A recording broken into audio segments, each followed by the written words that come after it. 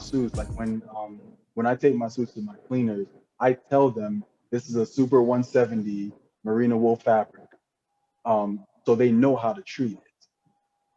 So Okay. each time you come back, like a good suit should last you nothing less than 10 years. Okay. Man, I got to get my weight and height up to get a JD bespoke original, man. Jeez. Uh, I I want to mean, be able to go out there, that's why they man. cost you. I want to be able to go out Yeah, there. that's I want you to know this is made from the finest yak. You I, know, the like, finest yak. you know, Sacrifice embroidered, its life. right, embroidered with Arabian camel. Yeah. I, I mean, right now, Vicuna is the Uh-huh. most expensive fabric that you can get Okay. because And that what is that a yard? oh man, yeah. So you need 3 meters would make like a suit or three-piece suit. Okay. So for like a Vicuna, you're looking at probably around um, anywhere from 5,000 to 7,000 for 3 meters, and that's just for the fabric. 3 meters is 9 feet for those of us who don't know the metric system. But you know, 3 meters, 9 feet. yeah. So 9 feet is $12,000 for 9 feet of material. Okay. Exactly. And Okay. that's just going to make one suit, and that's just the fabric. That's not paying the tailor to construct it, That is to not for do the labor. nothing for the labor itself. You're probably going to pay another 5 grand just for the labor, and that's not considering the horsehair, which is your canvas, going inside of it. So you end up spending around 15 to 20 thousand dollars for a Vicuna wool suit. Man, Giuseppe is living better than me, man. You know what I'm saying? Dude is Giuseppe's living lovely. right. You know, I'm like, dang, But that's the thing with that I'm type in the of wrong fabric, hustle.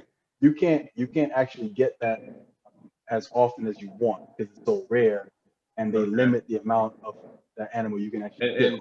I'm sure the wait time for something like that is probably what, 6 months to a year? A year to 2 years. Wow. It Okay. depends. It depends on if they have the fabric accessible already.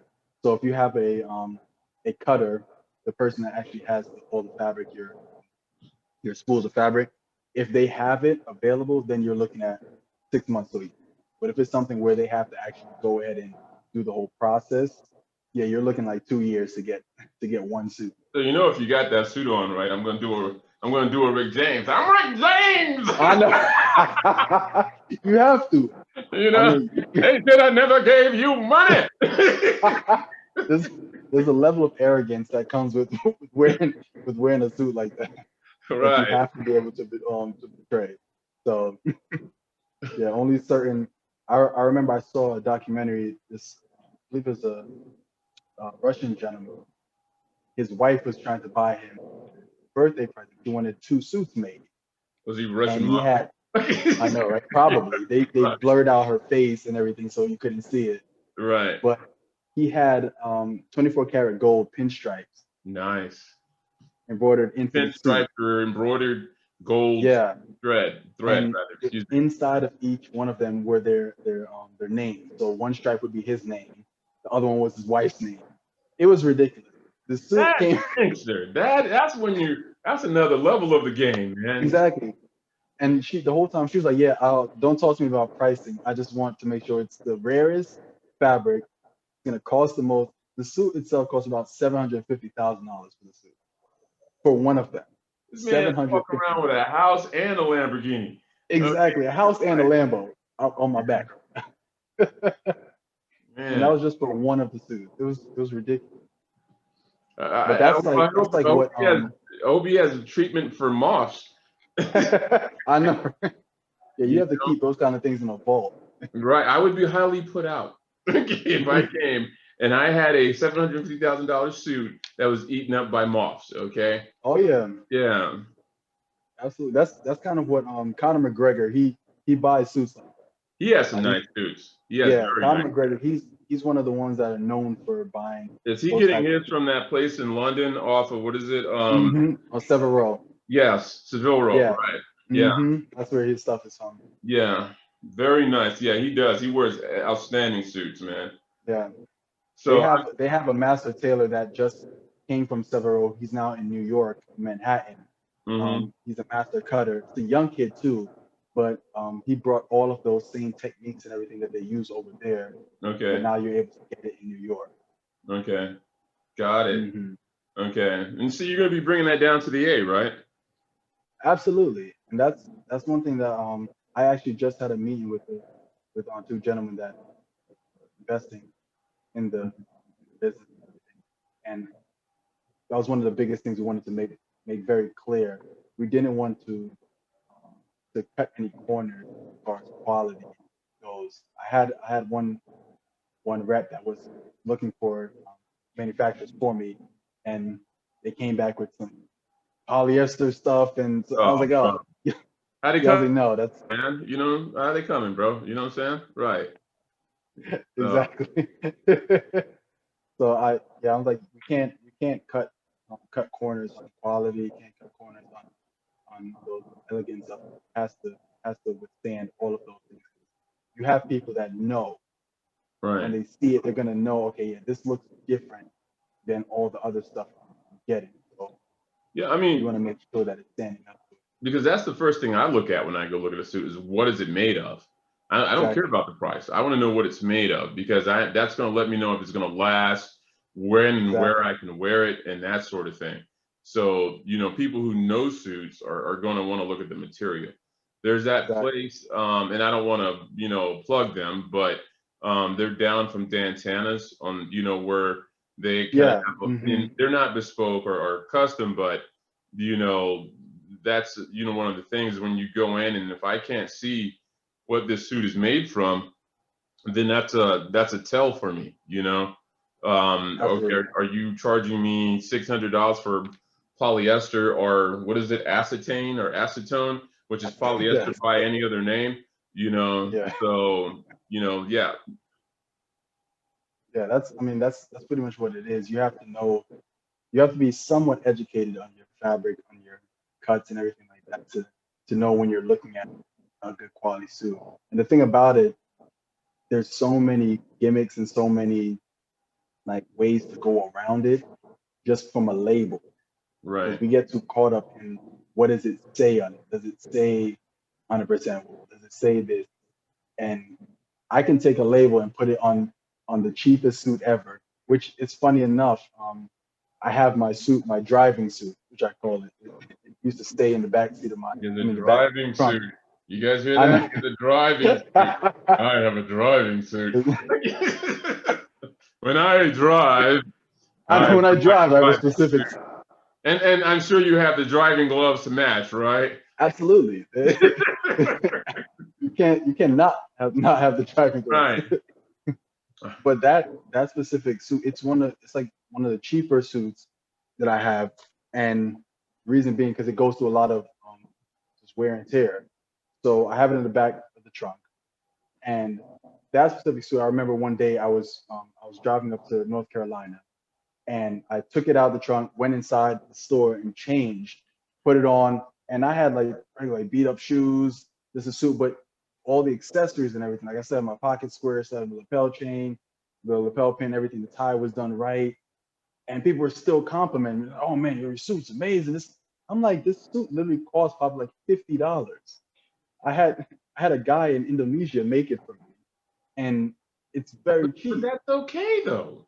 It's not sometimes if you're wearing, like you said, Russian Mafia $750,000 suit, but Exactly. but it's how you put something together, How right? you put it together. I mean, Exactly. and you know me, you know, and I'll pay for quality, you know that. Yeah, But I mean, at absolutely. the same time, I don't want to break the bank on something that really is, I mean, so there's two levels to that, right? To a Hmm. degree, it's a depreciating item, but to another degree, it's an investment. And that depends on what you're Absolutely. wearing in and how you're wearing it, what you're wearing. But like you said, if you're not necessarily going to a gala or some formal occasion and you don't want to put out, you know, your higher end stuff, then you Yeah. can wear something that you can accessorize, put together, look like $1 million because, you know, and how you wear it, you know, and still be able to receive the type of attention and consideration like you just mentioned. Absolutely. And that's another thing. I have a funny story about that. When people say, "Oh, it's not the suit," it's not the suit. I was in that in Buckhead, and Ted Turner, he had his annual event. I believe it was last year. Um, Actually, it might have been last year, December or November, and he completely shut down the Continental, the W, and Whiskey Blue, like all the hotels, like down in Buckhead, shut them down. Tables there for each one of the hotels were around $2,000 a table, and he Sound like had, Vegas, man. oh yeah, it was a Captain Planet event that he did. They raised over $3 trillion Okay. in that night on the event. I didn't know that that was going on because I took, like, we go to Whiskey Blue, Yeah. go upstairs, have a cigar, have a drink, whatever. That's just a typical starting So he spot. rented out the whole spot.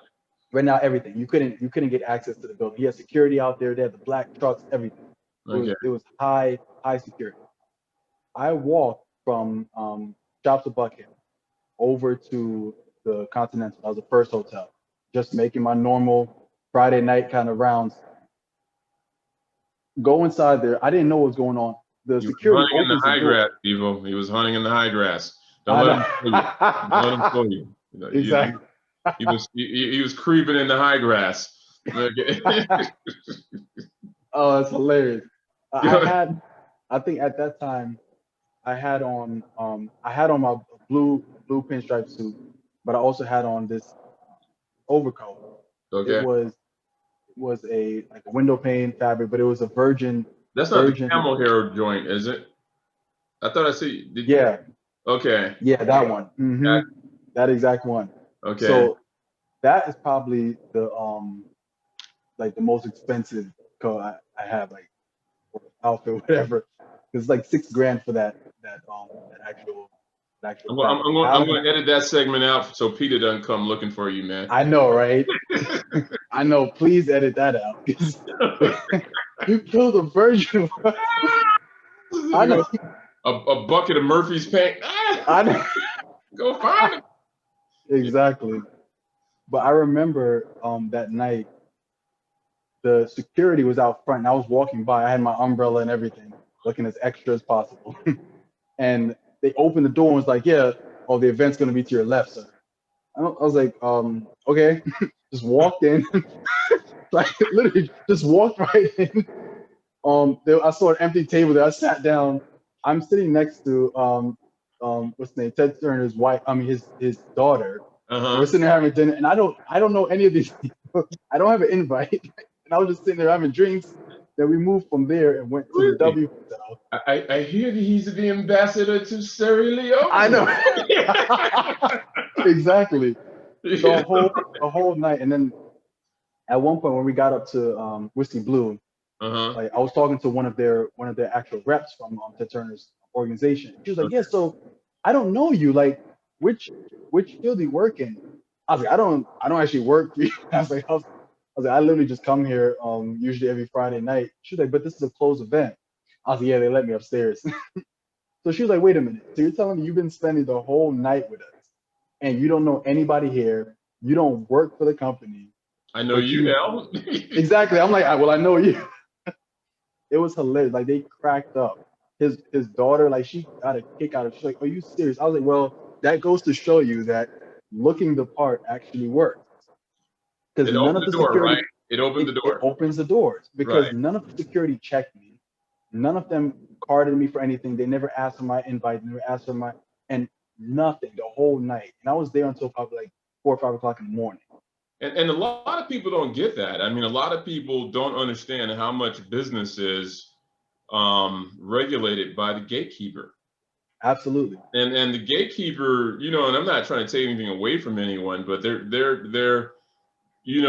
maybe not as fiscally as important as the, decision maker you're trying to get to, but they are the ones that'll keep you from getting to 2 to 1 or 3 levels to that decision maker. And, Exactly. that look, that presentation, I mean, even your speech and all of that, is the differentiator to be able to get you into the door. And then when you're in the door, I mean, JD, I know you've got a ton of personality. the way you hold yourself. So at that point, you can use those tools in your toolkit to be able to, get you to, where you need to go, right? Exactly.